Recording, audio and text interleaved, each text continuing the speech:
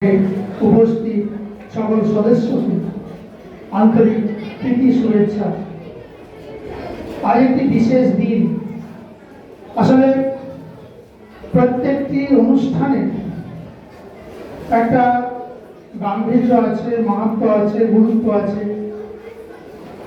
এই অনুষ্ঠানটি এমন একটি অনুষ্ঠান, 1997 সালে গোবিন্দ স্যার তখন প্রায় 7-8 বছর সার্ভিস জীবন অতিবাহিত করেছেন। দীর্ঘ চাকুরি জীবন তিনি এখানে উপভোগ করেছেন এবং যথেষ্ট কর্মদক্ষতার সাথে এবং স্কুলের প্রতিটি ছাত্র ছাত্রী, ম্যানেজিং কমিটি তথা এলাকার মধ্যে একটা ছাপ স্পষ্টভাবে তিনি ফেলে গেছেন। এ বিষয়ে কোনো সন্দেহ নেই। কারণ আমি যখন আসি এই এলাকার, উনি থাকতেন এই সামনে আমাদের যে ব্যাংক ছিল, মূল্যভূম আছে মনে হয় এখনো, তার নিচে একটি রুমে থাকতেন। পার্শ্ববর্তী যে প্রতিবেশী বা এলাকা তুলকা গ্রামে, তাদের কাছে আমি তখনও দেখেছি। আসলে মানুষ তো অনেক কিছু মনে রাখে না, ভুলে যায়। আমরা খুবই ভুলো মনে। আজকের কৃতিত্ব আমরা কালকে ভুলে যাই। যে যখন যেটা করে সেটাই মনে রাখি, কিন্তু দীর্ঘদিন আমরা মনে রাখতে অভ্যাস করি না।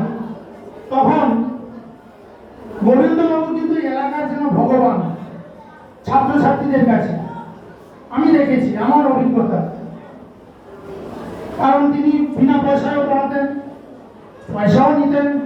যে যেরকম ছাত্র, মুসলিম অধ্যুষিত এই পাড়াটা পুরোটাই, এমন কোনো বাড়ি নেই যার ছেলে মেয়ে গোবিন্দ স্যারের কাছে পড়েনি। আমি তখনও দেখেছি সবাই আসতো সেই গোবিন্দ স্যারের কাছে।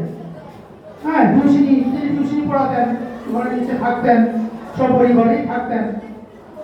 তো তারপরে স্কুলের ব্যাপার, স্কুলে তো আমরা দেখেছি আমাদের প্রধান শিক্ষক মহাশয় বললেন, সঠিকভাবেই বলেছেন। তার উপস্থিতি সর্বত্রই আমরা উপলব্ধি করেছি। কি খেলার গ্রাউন্ড, কি ফাংশন, কি ক্লাস, সর্বত্রই তার, ওনার যে গুরু গাম্ভীর্য বলা, ওনার যে ব্যক্তিত্ব, ওনার যে একটা কমান্ডিং যে মেন্টালিটি, অর্থাৎ যেটা তিনি বলবেন, যেটা তিনি মনে ঠিক করবেন, সেইটাকেই দৃঢ়ভাবে বাস্তবায়িত করার চেষ্টা করেন। সেখান থেকে তিনি একচুলও বলেন না। যদি ম্যানেজমেন্ট বা অন্য কোথাও কোনো অসুবিধা থাকে তাহলে তিনি সরতে বাধ্য হন, কিন্তু নিজে থেকে একবার একটা সিদ্ধান্ত নিলে তিনি সেখান থেকে আর নড়েন না। এই গুণটি ওনার মধ্যে আছে, আমরা দেখেছি প্রচন্ডভাবে। আমরা সেই গুণের দ্বারা আমরা অনুপ্রাণিত হয়েছি। আমরা গোবিন্দবাবু মাঝে মাঝে বলতাম, গোবিন্দবাবু এই সেদিনও অনুষ্ঠান মঞ্চে একটা অবাঞ্ছিত